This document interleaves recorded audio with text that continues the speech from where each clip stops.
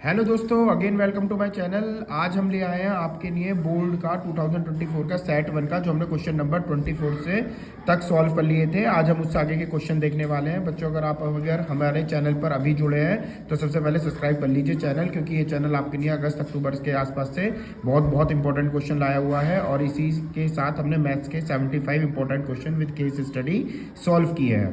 ठीक है ना। तो वीडियो पर ज़्यादा टाइम ना लेते हुए हम स्टार्ट करने ही जा रहे हैं। लेकिन जो बच्चे चैनल से नए जुड़े हैं या चैनल को भी सब्सक्राइब नहीं किया है, सब्सक्राइब कर लीजिए।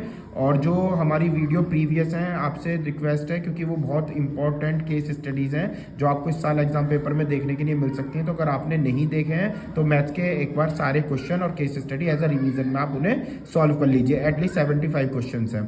ठीक है। इसी के साथ हम अपनी वीडियो को स्टार्ट करते हैं बिना टाइम वेस्ट करें। तो ये है हमारे साइंस का 2024 का, जिसमें हमने MCQ सारे अटैम्प्ट हो चुके हैं हमारे। प्रीवियस वीडियो में आप जाके चेक कर सकते हैं विद सॉल्यूशंस। इसके बाद क्वेश्चन 21 हो गया था। आज हम देखने वाले हैं question number 25। Draw the label diagram to show the pattern of a magnetic field line due to current carrying straight conductor. Straight conductor में लेबल डायग्राम दिखाइए मैग्नेटिक फील्ड का। Mark on the direction of current.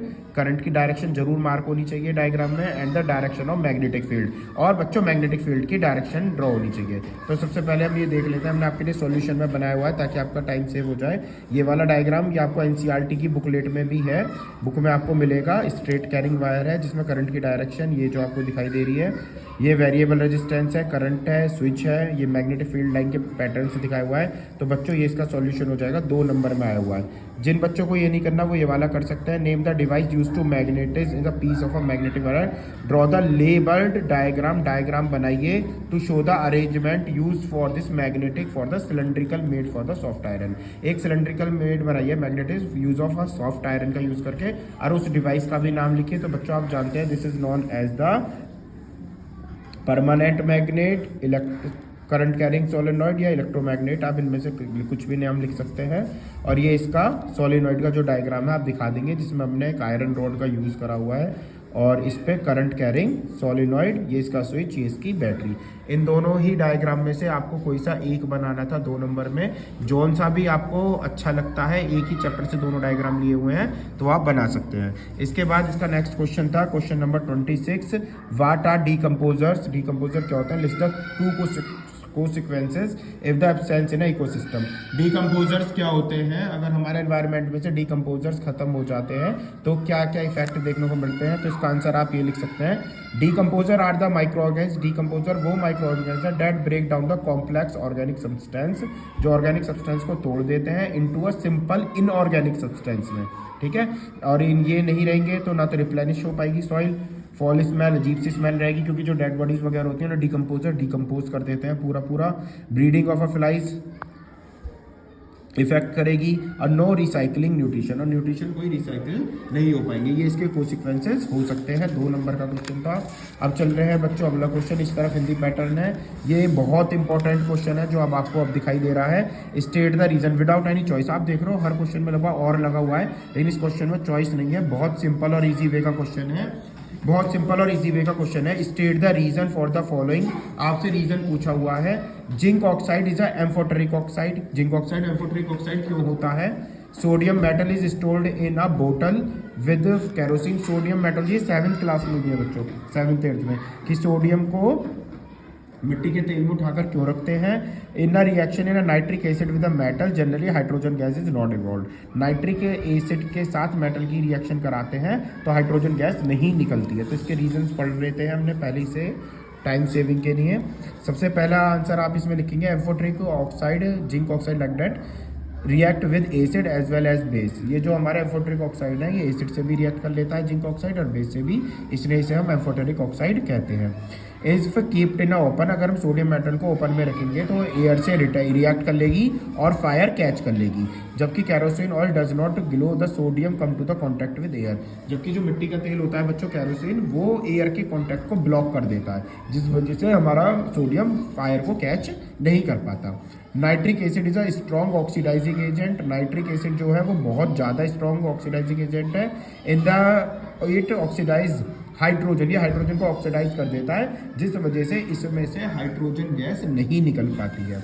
इसके अलावा question number 28। State the reason of reduction process and the metal for their compound. जैसे mercury आपके पास है, mercury में आप कौन से प्रोसेस से इसे पाएंगे मरकरी को, और give the reason of the reduction process, और वही वाला रिडक्शन प्रोसेस आपने क्यों लगाया है इसका रीजन देना है।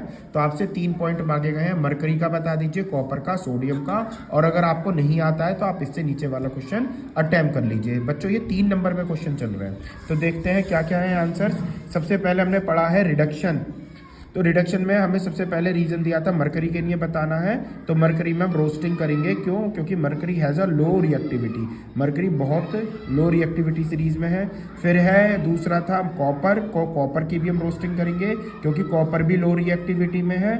उसके बाद है सोडियम, सोडियम का इलेक्ट्रोलाइट करेंगे क्योंकि सोडियम एक ऐसी मेटल है, हाई रिएक्टिव मेटल है। तो बच्चों आप इसमें इस तरीके से पैटर्न डालकर लिख सकते हैं।